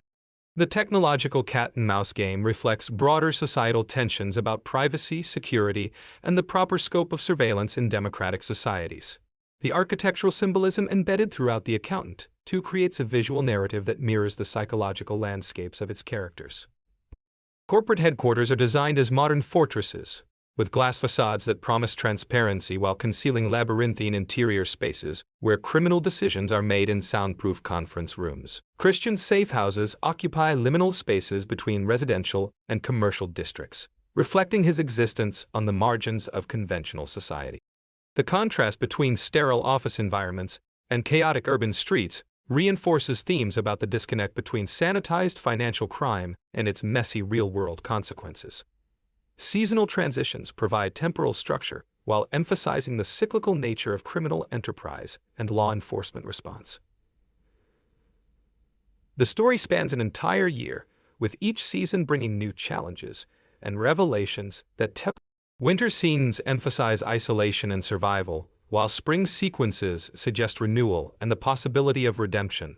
Summer brings the climactic confrontations, with the heat and intensity of the season mirroring the escalating stakes. Autumn provides resolution and reflection, as characters assess the costs and benefits of their choices. The film's sound design incorporates ambient noise from urban environments to create immersive soundscapes that support both narrative progression and emotional development. Traffic patterns change throughout the day and night, providing subtle temporal markers while reinforcing the sense of a living city beyond the immediate action. Construction noise, sirens, and other urban sounds create layers of audio texture that make locations feel authentic, while occasionally serving as metaphors for the destruction and rebuilding that characterize both criminal enterprise and law enforcement response. Secondary character development extends to seemingly minor figures who appear in only a few scenes, but whose stories illustrate the broader human impact of financial crime. A retirement home administrator discovers that resident funds have been systematically stolen, forcing difficult choices about whether to expose the theft at the cost of institutional survival. A small business owner realizes that their supplier relationships are being exploited to launder criminal proceeds, creating legal liability while threatening the livelihood of innocent employees. These peripheral narratives demonstrate how criminal enterprise affects entire communities, rather than.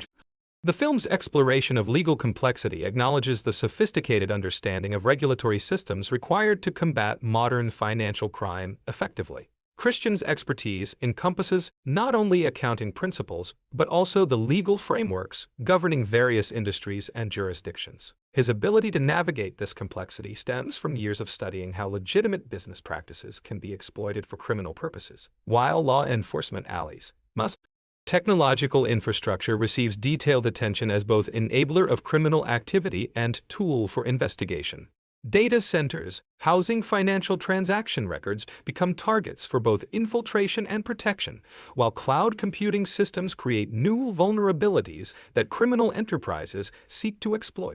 Christian's investigation requires understanding not only how digital systems work but also how they can fail or be compromised, leading to scenes that combine technical expertise with physical danger as various parties compete for control of critical information. The film's treatment of journalistic investigation explores the role of media in exposing financial crime while examining the challenges faced by reporters attempting to cover complex stories with significant legal and physical risks. Investigative journalists become both allies and complications for Christian's investigation, as their public reporting can expose criminal activity while potentially compromising ongoing law enforcement operations. The tension between transparency and operational security creates ethical dilemmas that characters must navigate without clear guidance. Cultural authenticity receives careful attention in scenes set within various immigrant communities. Language barriers, immigration status concerns, and cultural unfamiliarity with American legal systems create vulnerabilities that criminal enterprises systematically exploit. Christian's investigation requires building trust with community members who have legitimate reasons for avoiding contact with government authorities, while law enforcement officials must overcome their own cultural limitations to effectively serve diverse populations. The film's exploration of addiction extends beyond individual character struggles to examine how criminal enterprises deliberately foster dependency to facilitate exploitation. Gambling addiction is promoted through predatory lending practices and psychological manipulation techniques, while substance addiction is maintained through controlled distribution networks that maximize both dependence and profit. The systematic nature of this exploitation represents a form of violence that Christian finds particularly disturbing, as it combines criminal enterprise with deliberate infliction of suffering. Religious themes emerge subtly through character interactions and moral choices, without promoting any specific theological perspective. Characters struggle with questions about justice, forgiveness, and redemption while confronting evidence of systematic exploitation and suffering. Christian's own relationship with spirituality remains ambiguous, but his actions reflect a deep moral commitment that transcends simple rule-following or utilitarian calculation. The film suggests that ethical behavior requires both rational analysis and emotional engagement, with neither alone providing adequate guidance for complex moral decisions. The international scope of the investigation creates opportunities for cultural exchange and learning, as Christian and his allies must adapt their methods to different legal and social contexts. Each new location requires understanding local customs, legal systems, and criminal networks while maintaining operational security in unfamiliar environments. These challenges force character growth and adaptation while providing educational opportunities for audiences. Historical context receives attention through references to past financial crimes and regulatory responses, showing how current criminal methods have evolved from earlier schemes while exploiting new technological and regulatory developments. Characters with long careers in law, enforcement, or criminal investigation provide institutional memory about previous cases and their outcomes, while younger characters bring fresh perspectives unencumbered by past assumptions. This generational dynamic creates opportunities for mutual learning and adaptation. The film's portrayal of corporate culture examines how organizational incentives can gradually corrupt initially ethical individuals and institutions. Quarterly profit pressures, stock option compensation, and performance metrics create environments where criminal behavior becomes normalized through incremental compromise and rationalization.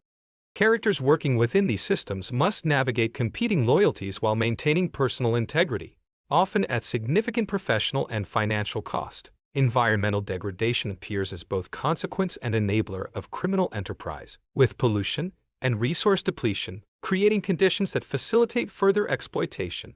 Contaminated sites become dumping grounds for additional hazardous materials, while communities suffering from environmental damage. The interconnection between environmental and financial crimes demonstrates how criminal enterprise exploits systematic vulnerabilities, rather than simply individual weaknesses. The film's treatment of family dynamics extends beyond the central Wolff brothers to explore how criminal enterprise affects multiple generations within families and communities. Children growing up in areas dominated by criminal activity face limited legitimate opportunity. Educational institutions struggle to compete with the immediate financial rewards offered by criminal enterprise, while families must choose between economic survival and legal compliance. Medical and scientific expertise plays crucial roles in both criminal schemes and investigative responses, with healthcare fraud requiring sophisticated understanding of medical procedures and pharmaceutical systems. Criminal enterprises exploit the trust placed in medical professionals, while Christian's investigation requires collaboration with medical experts who risk their professional reputations by exposing corruption within their own fields. The film's exploration of loyalty examines how personal relationships can both support and complicate moral decision-making. Characters must choose between personal loyalty and ethical principles when friends or family members become implicated in criminal activity.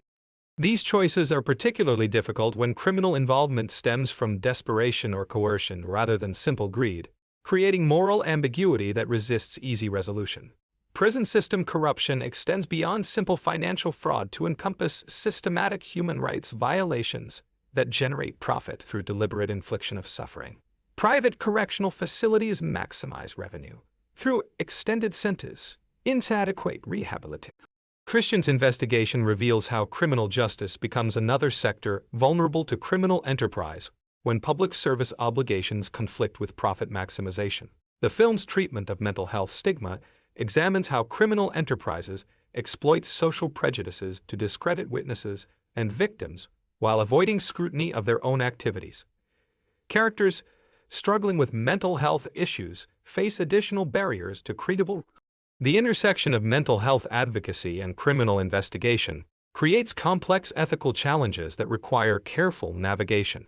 Technological obsolescence creates new vulnerabilities as older systems become unsupported while newer systems introduce unfamiliar security risks. Criminal enterprises exploit these transition periods while legitimate organizations struggle to maintain security during technological upgrades. The film's portrayal of political corruption acknowledges the systematic nature of influence peddling while avoiding partisan bias or oversimplification. Characters working within political systems must navigate competing interests and institutional constraints while attempting to serve public interests. The tension between democratic accountability and effective law enforcement creates ongoing challenges that require compromise. The psychological conditioning techniques employed by criminal organizations in The Accountant reveal sophisticated methods of control that extend far beyond simple intimidation or financial incentive. The film explores how systematic manipulation of information, social relationships, and environmental conditions can gradually transform ordinary individuals into complicit participants in criminal enterprise. Christian's investigation uncovers training facilities disguised as legitimate businesses where recruits undergo psychological programming designed to erode moral resistance while building loyalty to criminal leadership. These sequences demonstrate how totalitarian control methods can be adapted for commercial criminal purposes. The exploitation of vulnerable populations extends into areas previously unexplored by the franchise, including the systematic targeting. Criminal enterprises recruit veterans not only for their tactical skills, but also for their disciplined approach to following orders and their difficulty accessing adequate mental health support through legitimate channels. Christian's own military family background creates personal resonance with these victims, while his investigation reveals how inadequate veteran services create recruitment opportunities for criminal organizations. Academic research integrity becomes compromised through systematic bribery and intimidation of scientists whose work might threaten profitable criminal enterprises. Environmental studies documenting pollution are suppressed through academic pressure and funding manipulation, while medical research revealing harmful effects of various products faces similar corruption. Christian's investigation reveals how the peer review process can be manipulated through coordinated efforts involving multiple compromised researchers, creating false scientific consensus that serves criminal interests while undermining public health and safety. The film's exploration of addictive design in consumer technology reveals how criminal enterprises exploit psychological vulnerabilities through gaming applications, social media platforms. These platforms serve dual purposes as revenue generators and data collection systems that facilitate identity theft, financial fraud, and targeted manipulation campaigns.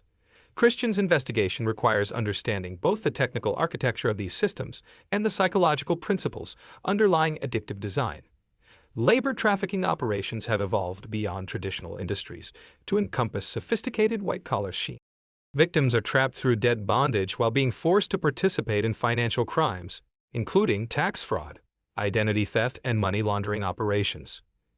The psychological control methods used to maintain compliance include isolation from support networks, constant surveillance, and systematic erosion of self-worth through verbal and emotional abuse. The film's treatment of elder abuse examines how aging populations become targets for increasingly sophisticated financial exploitation schemes involving healthcare fraud, real estate manipulation, and investment scams specifically designed to exploit cognitive vulnerabilities associated with aging. Criminal enterprises employ psychological profiling to identify optimal targets while developing personalized manipulation strategies that exploit. Christian's investigation reveals how these schemes often involve collaboration between ostensibly legitimate professionals, including attorneys, financial advisors, and healthcare providers. Cryptocurrency mining operations serve as covers for various criminal activities while exploiting environmental resources and community infrastructure in ways that impose costs on local populations while generating profits for criminal enterprises. These operations often target rural communities with limited regulatory oversight, using excessive electricity consumption to mask other energy-intensive criminal activities, including drug manufacturing and document forgery. The environmental degradation caused by these operations represents a form of community victimization that extends beyond direct financial harm. These positions provide opportunities for theft, substitution of inferior products, and insertion of counterfeit goods, while maintaining plausible deniability about criminal activity. Christian's investigation requires understanding complex international shipping and customs procedures while tracking how compromised supply chains enable various forms of fraud and exploitation. Educational credential fraud has evolved into a sophisticated industry involving fake universities, diploma mills, and professional certification programs that provide documentation for individuals seeking to infiltrate legitimate institutions and organizations. These schemes facilitate identity theft, professional misconduct, and various forms of fraud while undermining the integrity of educational and professional credentialing systems. Criminal enterprises exploit the complexity and fragmentation of credentialing oversight to operate across multiple jurisdictions with minimal risk of detection. The film's treatment of disaster capitalism examines how criminal enterprises exploit natural disasters, economic crises, and other emergency situations to implement fraudulent schemes while legitimate emergency response resources. These operations include insurance fraud, contractor fraud, charitable giving fraud, and various forms of price manipulation, designed to maximize profits from community suffering. Christian's investigation reveals how criminals prepare for disaster scenarios through advanced positioning of assets and personnel.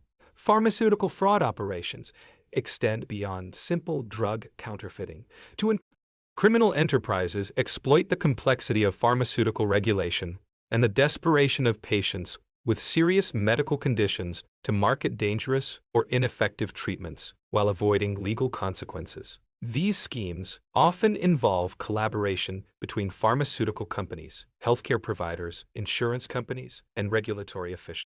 The film's exploration of intellectual property theft reveals how criminal enterprises systematically target research and development activities to steal valuable innovations while avoiding the costs and risks associated with legitimate research.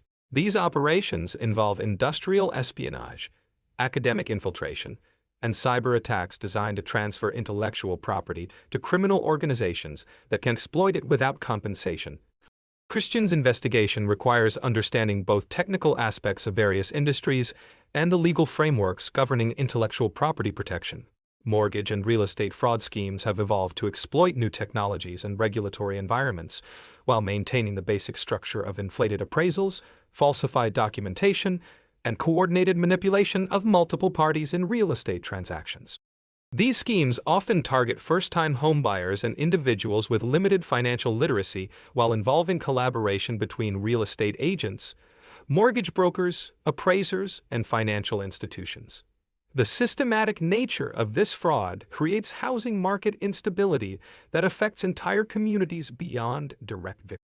The film's treatment of immigration fraud examines how criminal enterprises exploit the desperation of individuals seeking legal residence or citizenship through fraudulent documentation, fake legal services, and systematic exploitation of immigration law complexity. These schemes often involve human trafficking, forced labor, and various forms of identity theft while targeting some of society's most vulnerable populations. Criminal enterprises exploit language barriers, unfamiliarity with legal systems, and fear of deportation to maintain control over victims. Professional sports corruption extends beyond simple game fixing to encompass systematic manipulation of various aspects of athletic competition, including performance-enhancing drug distribution, youth recruitment fraud, and exploitation of amateur athletes through fraudulent scholarship and training programs. These schemes exploit the emotional investment of fans and the economic desperation of athletes while corrupting the integrity of competitive sports. Criminal enterprises often target youth sports programs, where oversight is limited and parental investment creates vulnerability to exploitation. The film's exploration of charity fraud reveals how criminal enterprises exploit public generosity through fake charitable organizations, disaster relief scams, and systematic infiltration. These schemes not only steal donated funds but also undermine public trust in legitimate charitable organizations while exploiting the goodwill of donors. Criminal enterprises often time their fraudulent charity campaigns to coincide with natural disasters, terrorist attacks, and other events that generate public sympathy and charitable giving. Art and antiquities fraud involves sophisticated authentication schemes, provenance falsification, and systematic looting of cultural artifacts, while exploiting the subjective nature of artistic valuation and the limited expertise available for authentication in specialized markets. Criminal enterprises collaborate with corrupt auction houses, galleries, and private collectors while targeting cultural institutions and art. These schemes destroy cultural heritage while generating profits for criminal organizations. The film's treatment of tax fraud examines sophisticated schemes involving offshore banking, shell corporations, and systematic manipulation of tax law complexity to avoid legitimate tax obligations while claiming fraudulent refunds and credit. These schemes often involve collaboration between criminal enterprises and ostensibly legitimate professionals, including accountants, attorneys, and financial advisors who provide technical expertise while maintaining plausible deniability about criminal intent. Christian's expertise in tax law becomes crucial for understanding how these schemes operate and developing strategies for detection and prosecution. Banking system corruption extends beyond simple embezzlement to encompass systematic manipulation of regulatory reporting, loan approval processes, and international banking relationships that facilitate money laundering while avoiding detection by regulatory authorities. Criminal enterprises exploit the complexity of banking regulation and the competitive pressures facing financial institutions to corrupt internal controls and compliance systems. These schemes often involve multi-generational criminal organizations that have developed sophisticated relationships with financial institutions over decades of operation. The film's exploration of consumer fraud examines how criminal enterprises exploit e-commerce platforms, social media marketing, and other digital technologies to sell fraudulent products while avoiding accountability through complex corp structures and jurisdictional arbitrage. These schemes often target specific demographic groups through sophisticated marketing campaigns that exploit psychological vulnerabilities and social pressures. Criminal enterprises use data analytics to optimize their targeting strategies while maintaining operational security through geographic and organizational distribution. The neuroscientific aspects of Christian's exceptional abilities receive deeper exploration in The Accountant 2, with the film consulting leading researchers in autism spectrum conditions to portray both the advantages and challenges of his neurological differences with unprecedented accuracy. Brain imaging sequences show the distinctive neural pathways that enable his pattern recognition capabilities, while also revealing the physiological stress response. These medical sequences avoid sensationalism while providing scientific grounding for Christian's unique cognitive profile and the coping strategies he has developed over decades of adaptation. Forensic psychology plays an increasingly important role as the investigation delves into the psychological profiles of both victims and perpetrators within the criminal network. Criminal enterprises employ sophisticated psychological assessment tools to identify potential recruits, targets, and threats, while developing personalized manipulation strategies based on individual vulnerabilities and motivational patterns. Christian's investigation reveals how legitimate psychological research is being corrupted and weaponized for criminal purposes, while his own psychological resilience becomes a tactical advantage.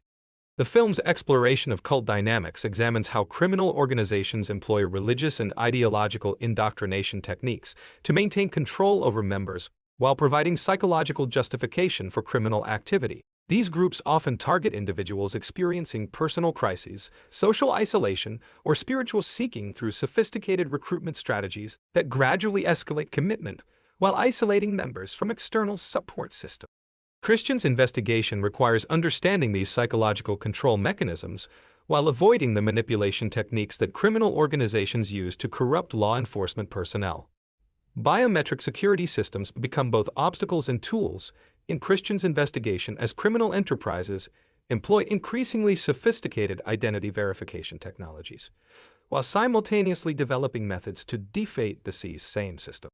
Facial recognition, fingerprint analysis, DNA testing, and other biometric technologies create new vulnerabilities when they are compromised or manipulated while providing unprecedented surveillance capabilities for those who control them. The film's treatment of artificial intelligence and machine learning technologies examines how these tools are being employed for both criminal and investigative purposes, with criminal enterprises using AI systems to optimize their operations, while law enforcement agencies struggle to develop effective countermeasures. Algorithmic trading systems facilitate market manipulation, while machine learning algorithms identify optimal targets for various forms of fraud and exploitation. Christian's mathematical background enables him to understand these systems while developing strategies to detect and counter their criminal applications. Pharmaceutical dependency schemes extend beyond simple addiction to encompass systematic medical colonization of entire communities through strategic placement of treatment facilities, medical professionals, and pharmaceutical distribution networks designed to create and maintain patient populations dependent on expensive treatment. These schemes exploit legitimate medical conditions while deliberately preventing effective treatment in favor of ongoing management that maximizes revenue generation. Criminal enterprises coordinate with insurance companies, government agencies, and medical institutions to sustain these operations across multiple jurisdictions.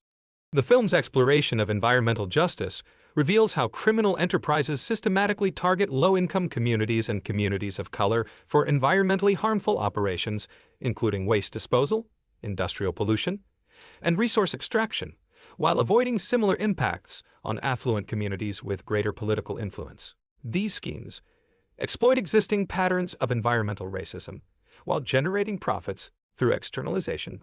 Christian's investigation reveals how environmental crimes often intersect with other forms of systematic exploitation and discrimination.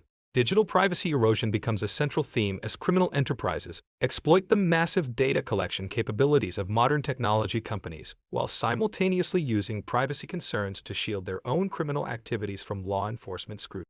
Personal data harvested from social media, e-commerce, and other digital platforms enables sophisticated targeting of potential victims while providing criminal enterprises with unprecedented surveillance capabilities over both victims and competitors. Christian must operate in this environment while protecting his own digital privacy and that of his ally. The film's treatment of generational trauma examines how criminal exploitation creates lasting psychological and social damage that affects multiple generations within families and communities, while criminal enterprises exploit these trauma responses to maintain control and recruit new participants. Cycles of victimization and criminalization become self-perpetuating as communities lose faith in legitimate institutions. Christian's own family trauma becomes relevant to understanding these larger patterns of exploitation and resistance. Corporate espionage operations have evolved beyond simple information theft to encompass systematic infiltration of competitor organizations through long-term placement of criminal operatives in key positions within target companies. These operations often span multiple years and involve extensive background fabrication. Criminal enterprises coordinate these infiltration efforts with other criminal activities, including insider trading, intellectual property theft, and systematic sabotage of competitor operations. The film's exploration of judicial corruption reveals how criminal enterprises systematically compromise court systems through strategic campaign contributions, professional relationship building, and systematic exploitation of judicial selection. These schemes often involve multi-decade efforts to place friendly judges in key positions while developing networks of compromised court personnel, including clerks, bailiffs, and administrative staff who can influence case outcomes through procedural manipulation. Medical device fraud encompasses sophisticated schemes involving falsified testing data, bribery of regulatory officials. These schemes often exploit the desperation of patients with serious medical conditions while corrupting the relationships between medical professionals, device manufacturers, and regulatory agencies. Criminal enterprises exploit the complexity of medical device regulation and the technical expertise required for effective oversight to operate with minimal risk of detection. The film's treatment of educational inequality examines how criminal enterprises exploit disparities in educational opportunity to recruit participants while simultaneously working to maintain these disparities through political influence and systematic undermining of public education funding. Criminal organizations often provide alternative educational and economic opportunities in communities where legitimate options are limited while working to ensure that communities. Insurance fraud operations have evolved to encompass systematic manipulation of actuarial data, claims processing systems, and regulatory oversight mechanisms that enable criminal enterprises to extract billions in fraudulent payments while avoiding detection through sophisticated risk management and legal strategies. These schemes often involve collaboration between insurance companies, medical providers. The film's exploration of social media manipulation reveals how criminal enterprises employ sophisticated psychological influence techniques through coordinated disinformation campaigns, fake grassroots movements, and systematic exploitation of algorithmic content distribution systems that amplify criminal messaging while suppressing opposition voices. These operations often target specific demographic groups and geographic regions while coordinating with other. Biological warfare considerations emerge as criminal enterprises explore the potential for systematic contamination of food supplies, water systems, and other infrastructure targets as both profit-generating activities and methods for eliminating competition and resistance. These schemes exploit the interconnectedness of modern supply chains while taking advantage of limited biosecurity oversight in many industries and jurisdictions. Christian's investigation requires understanding both the technical aspects of biological threats and the regulatory frameworks designed to prevent such attacks. The film's treatment of refugee exploitation examines how criminal enterprises systematically target displaced populations through fraudulent resettlement services, employment schemes, and systematic exploitation of the legal complexity surrounding refugee status determination. These schemes often involve collaboration between criminal organizations across multiple countries, while exploiting the desperate circumstances of refugees and the limited resources available for oversight and protection.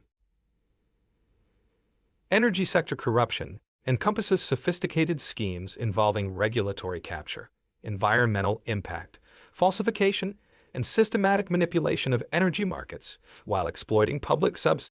Criminal enterprises often coordinate these schemes with other criminal activities, including money laundering, political corruption, and systematic environmental destruction that generates long-term costs imposed on affected communities. The film's exploration of transportation system vulnerabilities reveals how criminal enterprises exploit the complexity and interconnectedness of modern logistics networks through systematic corruption of inspection systems, customs procedures, and transportation security protocols that enable large-scale smuggling operations while avoiding detection through sophisticated counter-surveillance and legal strategies. These schemes often involve international coordination. The psychological warfare techniques employed by the antagonist organization in The Accountant to demonstrate sophisticated understanding of trauma psychology and behavioral conditioning, with criminal enterprises employing teams of psychologists, neuroscientists, and behavioral economists to develop targeted psychological attacks against specific individuals and groups. These operations involve systematic exploitation of personal histories, family relationships, and individual psychological vulnerabilities, while using advanced data analytics to optimize the timing and delivery of psychological manipulation campaigns. Christian's own psychological resilience becomes both a protective factor and a source of isolation, as he struggles to maintain emotional equilibrium while confronting. The film's exploration of economic terrorism reveals how criminal enterprises deliberately destabilize local and regional economies through coordinated attacks on currency systems, commodity markets, and critical infrastructure, while exploiting the resulting chaos to acquire assets at artificially depressed prices and eliminate legitimate competition. These schemes often involve international coordination between criminal organizations and corrupt. Technological dependence vulnerabilities emerge as criminal enterprises exploit society's increasing reliance on digital systems through systematic attacks on power grids, communication networks, and financial infrastructure that create opportunities for large-scale theft and extortion, while demonstrating the fragility of modern technological systems. These operations often involve years of preparation and positioning while exploiting the interconnectedness. The film's treatment of cultural genocide examines how criminal enterprises systematically destroy cultural heritage sites, traditional knowledge systems, and indigenous languages while exploiting natural resources and displacing traditional communities for commercial development projects that generate profits while eliminating potential sources of resistance to criminal activities. These schemes often involve collaboration with genetic information exploitation represents a new frontier for criminal enterprises as advances in genetic testing and personalized medicine create unprecedented opportunities for discrimination, blackmail, and systematic exploitation of genetic vulnerabilities, while privacy laws and regulatory frameworks struggle to keep pace with technological development. Criminal organizations exploit genetic databases to identify. The film's exploration of space-based criminal activities examines how the increasing commercialization of space technology creates new opportunities for criminal enterprises to exploit satellite communications, orbital debris, and space-based manufacturing while operating beyond the reach of terrestrial law enforcement agencies and regulatory frameworks. These schemes often involve international coordination between criminal organizations and corrupt space agencies, while exploiting. Quantum computing developments create both opportunities and threats as criminal enterprises race to develop quantum decryption capabilities that could compromise existing encryption systems, while legitimate organizations struggle to develop quantum-resistant security technologies. Christian's investigation requires understanding both the technical aspects of quantum computing and the implications for financial security systems, while developing strategies to protect sense. The film's treatment of synthetic biology examines how criminal enterprises exploit advances in genetic engineering to develop new biological weapons, drug manufacturing capabilities, and agricultural manipulation techniques, while operating in regulatory gray areas where oversight mechanisms have not yet been developed or implemented. Weather modification technologies become tools for criminal enterprises as climate change creates increasing demand for weather control capabilities, while regulatory frameworks governing atmospheric intervention remain undeveloped or unenforced. Criminal organizations exploit these technologies to create artificial droughts, storms, and other weather events that benefit their agricultural, insurance, and commodity market manipulation schemes while providing plausible. The film's exploration of virtual reality exploitation reveals how criminal enterprises use immersive technologies to conduct sophisticated psychological manipulation, identity theft, and systematic exploitation of users while operating in virtual environments that exist beyond traditional law enforcement jurisdiction and oversight capabilities. These schemes often target vulnerable populations including children, elderly users, Nanotechnology applications enable criminal enterprises to develop sophisticated surveillance devices, biological weapons, and material manipulation capabilities that operate at scales too small for detection by conventional security systems while exploiting the limited regulatory oversight governing nanoscale technologies. These operations often involve international coordination between criminal organizations and corrupt research institutions. The film's treatment of consciousness manipulation examines how criminal enterprises exploit advances in neuroscience and brain-computer interface technologies to develop sophisticated mind control capabilities while operating in regulatory environments that have not yet addressed the ethical and legal implications of direct neurological conditions. These schemes often target individuals with neurological conditions or psychological vulnerabilities. Time-critical infrastructure attacks demonstrate how criminal enterprises coordinate simultaneous attacks on multiple critical systems to overwhelm emergency response capabilities while maximizing the chaos and confusion that enable large-scale theft and systematic destruction of evidence. These operations require enormous coordination and planning while exploiting the interdependencies between different infrastructures.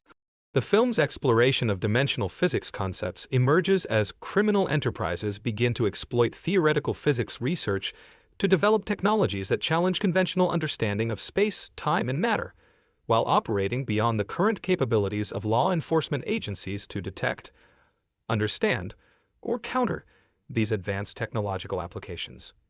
Christian's mathematical background becomes crucial for understanding these. Biological age manipulation technologies enable criminal enterprises to systematically exploit age-related vulnerabilities while providing services that appeal to wealthy individuals desperate to extend their lifespans regardless of the ethical implications or long-term consequences for society. These schemes often involve international coordination between criminal organizations and corrupt medical professionals while exploiting regulatory. The film's treatment of memory manipulation examines how criminal enterprises exploit advances in neuroscience to systematically alter witness testimony, eliminate evidence of criminal activity, and create false memories that support their operational security while operating in regulatory environments that have not yet addressed the implications of direct memory intervention. These operations often target key witnesses, investigators, and potential parallel universe theory applications become relevant as criminal enterprises begin to exploit theoretical physics research to develop technologies that enable operation across multiple reality frameworks while avoiding detection and accountability within any single reality system. These schemes challenge conventional understanding of causation, evidence, and legal responsibility, while requiring law enforcement agencies to develop entirely new investigations. The film's exploration of consciousness transfer technologies reveals how criminal enterprises exploit research into mind uploading and digital consciousness to systematically steal individual identity, while providing immortality services that appeal to wealthy individuals willing to pay enormous sums for consciousness preservation, regardless of the source or legitimacy of the consciousness transfer process. Quantum entanglement exploitation enables criminal enterprises to develop instantaneous communication systems that operate beyond conventional surveillance capabilities, while coordinating international criminal activities across vast distances without detection by law enforcement agencies limited to conventional communication monitoring technologies. These operations often involve collaboration with legitimate quantum research institutions, while exploiting. The film's treatment of multidimensional crime examines how criminal enterprises begin to exploit theoretical physics research to conduct criminal activities that span multiple dimensional frameworks while avoiding accountability within any single dimensional system, requiring law enforcement agencies to develop entirely new conceptual frameworks for understanding and prosecuting interdimensional criminal activity. Dark matter manipulation technologies emerge as criminal enterprises exploit advances in theoretical physics to develop stealth capabilities that operate beyond conventional detection methods, while enabling unprecedented surveillance and infiltration capabilities that challenge existing security systems and privacy protections. These operations often involve international coordination between criminal organizations and corrupt physics. The film's exploration of timeline manipulation examines how criminal enterprises exploit theoretical time travel research to systematically alter historical events, while avoiding accountability for their actions within the modified timeline, requiring law enforcement agencies to develop entirely new investigative capabilities for detecting and prosecuting temporal criminal activity.